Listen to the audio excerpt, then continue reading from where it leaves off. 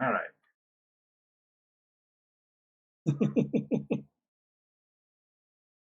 Okay. Desperate for information, for provisions, and possibly for a bit of medical attention. Along the way, you've had some laughs, embarrassing missteps, maybe even an encounter with alien meat products. You don't really want to get into it. You want to get into is friendship. An entire planet of endless friend opportunities awaits you. Honestly, at this point, you'd make friends with one of those weird purple bushes. You're not picky.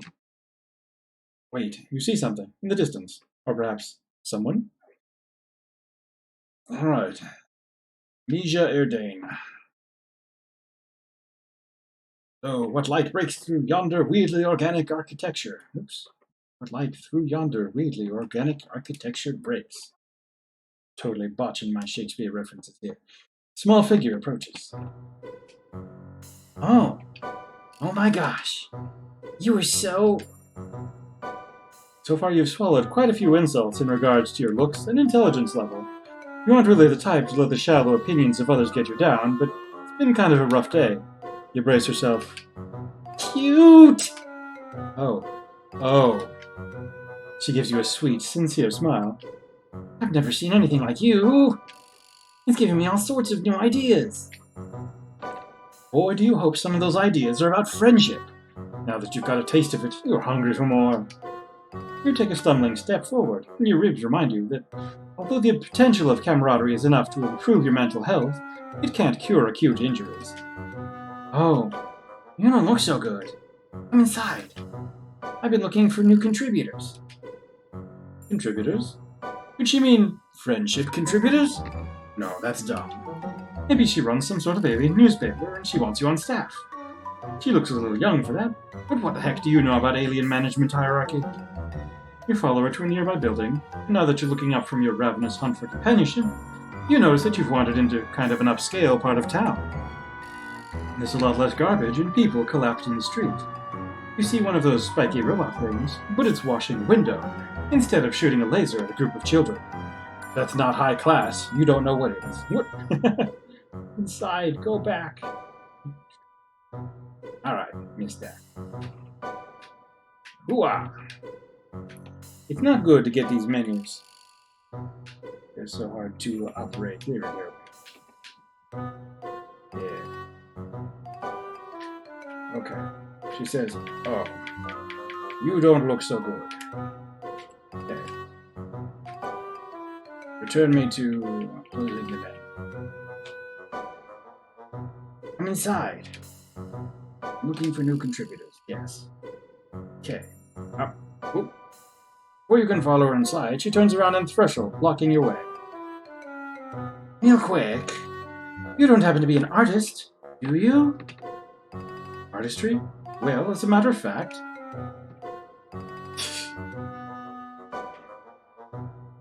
See what happens if we're not in the mood. No, we've never had much of an knack for it. Oh good. Friendships between artists can be so fraught. Much better just keep things between artists and art appreciators. That way no one can get jealous. The girl's smile widens even further, and you feel an unbelievable rush of joy. Have you finally found someone who isn't a total fucking maniac? And she brought up friendship without you having to mention it at all. It puts a spring in your step. Or as much of a spring as possible, with a broken arm and misaligned torso. Amisia leads you into an elevator with buttons labeled in spiky letters that make absolutely no sense to you. You realize that probably nothing is ever going to make sense to you again. That's okay. Your hierarchy of needs has adjusted recently. Your new friend... You're jumping the gun with your description, but you're feeling seriously good about this encounter. Stands in the corner of the elevator, wringing her claws. I wish I'd known I was going to have company. I would have cleaned up a little. It's been a while since I've met anyone new. You assure her that whatever disaster her house is, can't be any worse than some other places you've seen here. Although you kind of get what she means, she's wearing an artist's smock that's covered in splashes of paint. Actually, it doesn't really look like paint. But it couldn't be anything else, could it? It's every color of the rainbow. Oh boy. The elevator door slides open, and you step into a space that you are relieved to find is totally recognizable. The table overflows with messy palettes and brushes, cloudy jars of water, and sponges. Several easels stand beside the windows to catch the light of the two moons, and a number of canvases lean against the wall, turned so you can't see what's on them. First things first. Amisia brings you over to a wall screen that looks way more high-tech than anything you have on your now defunct spaceship, tapping away at a series of unreadable symbols. She then indicates you should take off your sling.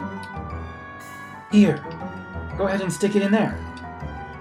She seems to want you to put your injured arm into a large hole in the wall, which you do, because you're sure your new friend has your best interest at heart. The hole shrinks down like a blood pressure cuff, sending bolts of agony through you. You want to yank your arm back out, but you don't. Even if it's broken, you still like having it attached to you. Instead, you shout a lot and thrash your other limbs around. Calm down, you big wriggler. It's like you've never seen a medical visor before. If you don't stop moving, it won't work. Tears spill down your cheeks, but you force yourself still. You'll bear the pain. You'll do it for your friend. She's looking at you so hopefully, and she's so delicate and pretty, almost angelic. You look at her face, and you tell yourself it's all going to be okay. Finally, the hole releases, and you pull your arm back out to find it completely healed. You can move your fingers. It doesn't even hurt anymore. Hey, things are looking up. See? I told you. This is great. You are overwhelmed with the urge to celebrate. Oh dear. Let's get excited. You try to resist the urge to celebrate. You fail to resist the urge. You take Amisia by her tiny hands and twirl her around the studio. Or you try to. You forgot about your busted ribs. You sure are doing that a lot. You let go of Amisia and go careening into one of the tables. Thankfully not the one covered in art supplies. You hit the corner and go down onto your already incredibly sore ass. This is what you get for acting like a huge fucking tool in front of your new friend. Are you okay? Is that some sort of ritualistic rite of healing I've never heard of before? You shrug against the floor. Amisia leans down and picks you up in a bridal carry, despite the fact that she's about half your size. It makes your ribs hurt, but what doesn't nowadays? Amisia lays you down on a weird lumpy couch. Are you sure you're okay? You look a little... She trails off to nothing. She's looking at your left arm, which you have draped over yourself awkwardly, to sort of try to hold your torso together. That color! At first you think she means the color of your skin, which is different than her light gray. Then you think she means the truly fantastic buffet of bruises you've got going on. But then you realize that in your prancing idiocy, you've managed to scrape up the inside of your arm. Blood oozes sluggishly from the wound. Amisia dredges a finger through it.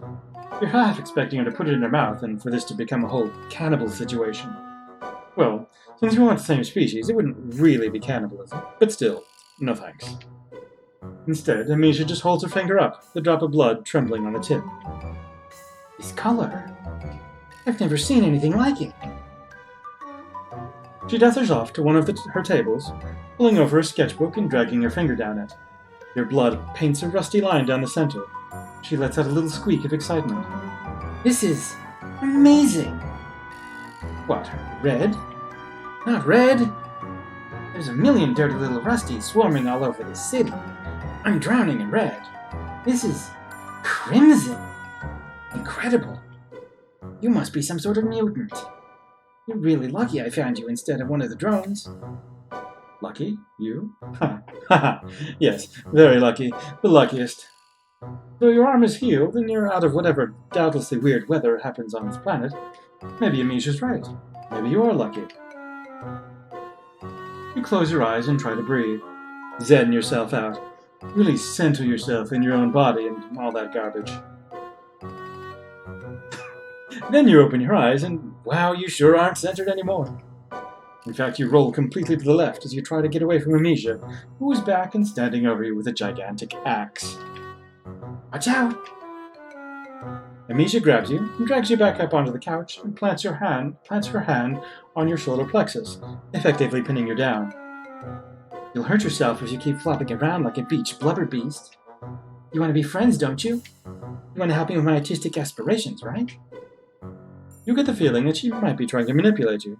Just the tiniest little suspicion. It's It's possible Amisia has recognized your intense craving for companionship and is trying to exploit it. You don't like being suspicious of a new friend, but that is a pretty big axe. I don't know what's got you so worried. I just want to show you my axe. Oh, of course. Makes sense. It is a really nice axe.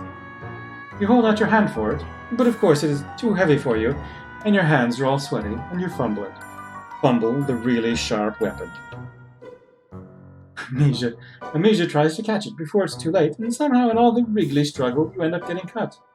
Like, very cut. Across both your wrists. In fact, you don't think she could have aimed even better if she'd been trying. Oh dear. Hard agreed. Don't struggle. You'll only hurt yourself more, silly. You don't want that, do you? No, you definitely don't want that. Not after what a butterfingers you've proven to be. Amisia gets up to put the axe down, and you kind of lose track of her for a little while. You're bleeding all over her couch, and everything around you starts to go shiny and unreal. She comes back with a couple little jars that she uses to catch your blood. That's a good idea. You sure are making a mess. You wonder if they're specifically blood jars. They look like jam jars. Alien jam. Space jam. God, you love that movie. It's been so long since you've seen it. Definitely the best PG movie about basketball. Way better than the one with the dog and the clown. Do they even have basketball here? You ask Amisia. She shushes you and brushes your hair back off your forehead. She keeps smiling and saying comforting things. God, she's such a good friend. Before too long, you do what it's honestly a good damn shock you haven't done before now. You pass out. When you come to, you're propped up against the wall in a weird way that you wouldn't love even if you weren't an invalid, and both of your arms are jammed in the hole in the wall. Oop. Go back.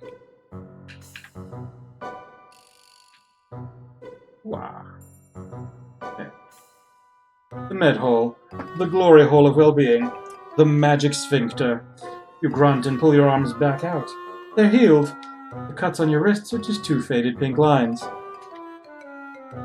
You take a step away from the wall and immediately hit the ground.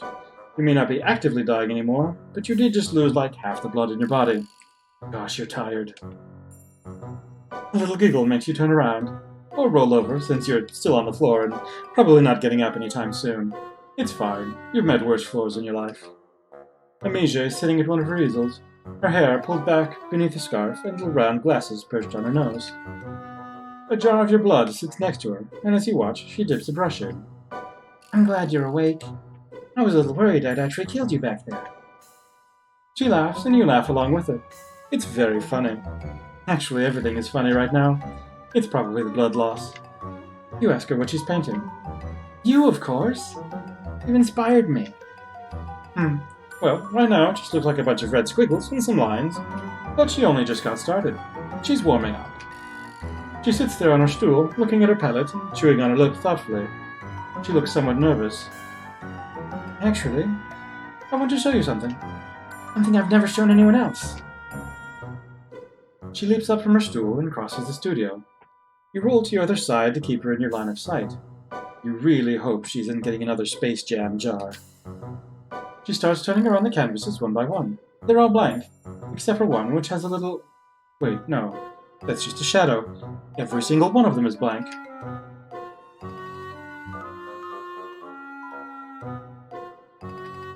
You aren't sure you understand. You ask her if these are all just new canvases that she's not gotten the chance to paint on yet?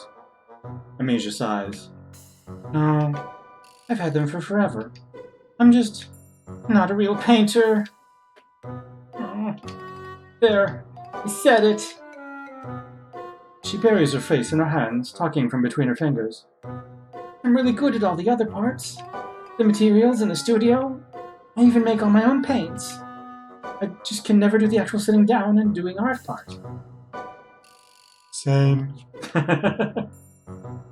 She just looks so despondent. You wish you could do something, but you don't really know that much about art, and you probably can't stand up yet. You tell her that she looks like she's moving in the right direction at least. You don't even have a studio, or any brushes or stuff like that.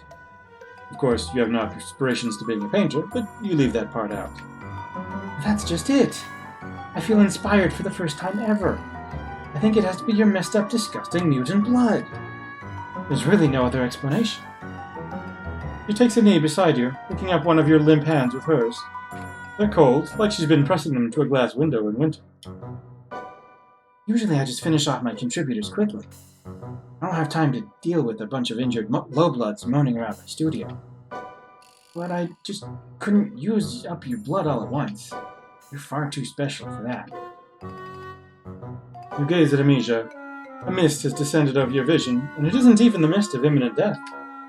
I have to keep this precious blood safe. I think you might be my muse. You will never escape!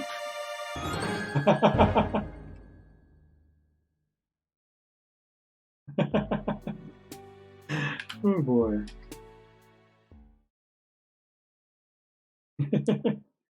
Okay. Alright, so the active cursor.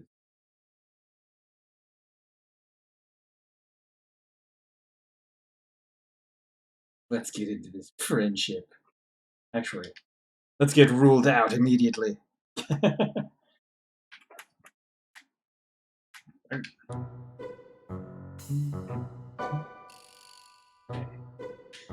It isn't exactly my whole deal, but I've been known to dabble. Oh, I see how it is. Well, you aren't going to snake rodent any trade secrets out of me. Goodbye. You completely blew it. Wow.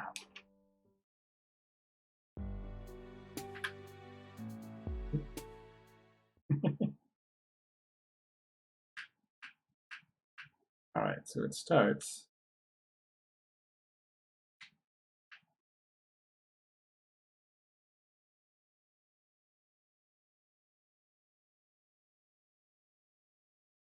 Alright.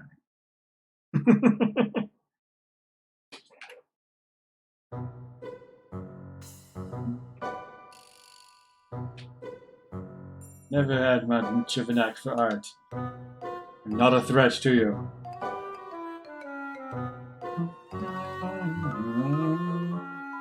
Alright. Let's just be a little chill. So don't get crazy and start bleeding some crimson. You thank Amisia profusely, but you manage to keep it to the strictly verbal sort. Medicalizers are great. This part of the city is great. You really need to get more rich friends. You tell her this, throwing in a compliment of her studio while you read it. See? This friendship stuff is easy. I'm glad you feel that way. You're obviously really strange and under-socialized. But you don't seem to be a complete cultural idiot. Plus, I think it's really endearing how helpless and trusting you are. You laugh, slightly unnerved.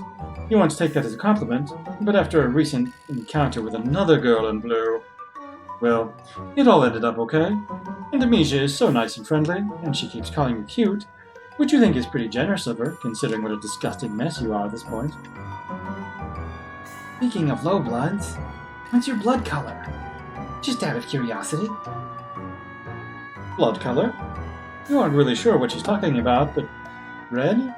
You tell her it's red. She looks a little disappointed. I've got plenty of burgundy. Oh well. Good thing I have a delivery coming soon. Hey, do you think you can help me set a few things up before they get here? Hey? Visitors? As in plural? As in multiple potential friends? Oh, hell yes. You're all over that, especially considering your newly healed arm. You're anxious to display all the simple motor functions you can perform. Amisia gives you another radiant smile. You live for those smiles, man. They're just so full of the glowing nectar of bromance. Perfect. Let's do this. Work always goes faster with two pairs of hands, after all. Yes, absolutely it does. And even if by that she seems to mean her hands are pointing while she tells you where to put things, you're totally fine with that. Your ribs are still kind of killing you, but you swallow down the pain. You're getting pretty good at that. Too bad you can't stick your whole torso into that magical science fiction hole in the wall. Well, maybe you could, but not right now. Right now, you've got a friend to help. Amisia instructs you to clear all the furniture to the edges of the room and lay down a big purple tarp. Apparently, tarps aren't blue on this planet. Amisia answers her phone, and then buzzes open the apartment door. She runs over to the elevator with a squeal of delight. They're here! Sorry I'm getting so giggly about this. It's just been a while since I've had any new paints. Wait, paints? That's what's coming? Now that you think about it, there is something pretty crucial missing from this whole artist aesthetic she's got going on there. There aren't any paints. There are tubes dribbling color at pots with their tops left partially unscrewed. There aren't even any pencils. The elevator opens and 2 trolls come in. They have pretty similar shaped horns and are almost the exact same height. Brothers? Do trolls have brothers? From their uniforms and the douchey, swaggering way they walk, you get the idea that they are some sort of law enforcement. That and the 3rd troll in handcuffs they are dragging between them. Thank you, guys! You always bring me the best materials. They don't say anything. They just bring the 3rd troll to the center of the tarp and force them into a kneeling position. Then they bow to Amisia and leave the way they came.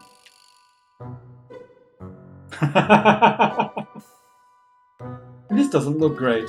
Even before Amisia runs out of the room and comes back in with an axe the size of her whole body, you are not loving this. The troll in the tarp trembles and bites back a sob, but they don't say anything or try to run. She isn't really going to do what it looks like, is she? You can't bring yourself to believe that this cute little alien girl is going to straight up axe murder a dude right in front of you, presumably to finger paint with their blood. You stammer something to this effect. Amisia laughs. I don't use my fingers. I'm not a fucking animal. She considers you for a few moments, tapping a claw against her mouth. I know. You can help me. I only ever let one other person help me at work, and she's out of town right now. But you and I have a connection. You feel it too, right? You do. God, you do. You've been feeling it so much lately, for everyone you meet. You thought you would maybe come across someone who would readily accept your platonic longings without putting you through the ringer first. You do want to help me, don't you? You do. You want that more than anything. Amisia looks at you solemnly. Why don't you do the honors? She holds out her axe. I wouldn't offer this to just anyone, but I can tell how special you are. You're trembling.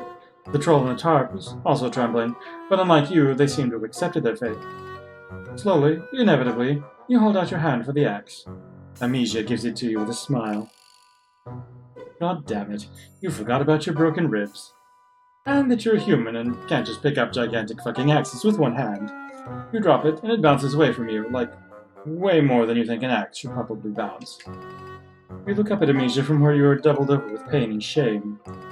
From where you are, doubled over with pain and shame. She laughs and scampers over to retrieve the axe, once again swinging it up without any signs of strain. She doesn't even have any visible muscles. What is this girl made of? How silly of me. You seem so culturally advanced that for a second I forgot about your natural inferiority. Here, I'll give you a second chance. You nod. Yes, please. A second chance that does not include committing gruesome murder. Usually I just use chains, but I've got a better idea. Oh God. You get what she wants you to do. You hesitate, and Amisia's smile gets even sweeter. Sweet like poison. Oh, you don't want to help me? The tarp crinkles underneath you as you kneel. You grasp the troll's shoulders and mumble an apology. They continue to say nothing. Amisia is sharpening her axe, which already looks pretty damn sharp. Hold on tight. You try. You really do. The problem is, you try to hold on tight, but at the same time, you try to drag the troll out of the way, some buried instinct to try to preserve life rising up inside you. You're weak and injured, though, so all you end up doing is just flopping both of you a little to the side. Instead of coming down on the neck in a clean slice, Amisia's axe glances off the troll's collarbone, mortally wounding them instead of killing them outright. And now you know why they have not been begging for their life. They don't have a tongue. So they can't beg, sure can yell, and thrash, and bleed olive green alien blood all over you and the tarp. God, there's so much blood. It's just spurting everywhere. Jesus Christ, you're such an idiot. Why couldn't you just commit? Now you've covered everything, and now you're covered in dying alien, and so is everything else. Amisia, the work table, and most direly, the canvas is leaning against the wall. Amisia takes one look at them and lets out a wail of rage. I can't believe this. I let you into my hive, into my life. I was planning to let you into my pusher. I thought you were refined, sophisticate, but now I see you're just Philistine. She gives you a shove toward the elevator. Your ribs are screaming, and so is the bleeding troll. You try to babble an explanation. Forget it. I don't want to hear your excuses. Chahut was right. If you want someone killed right, you have to kill them yourselves. You ride the elevator back down, kneeling in a pool of blood and failure. Terrible at murder. Oh boy.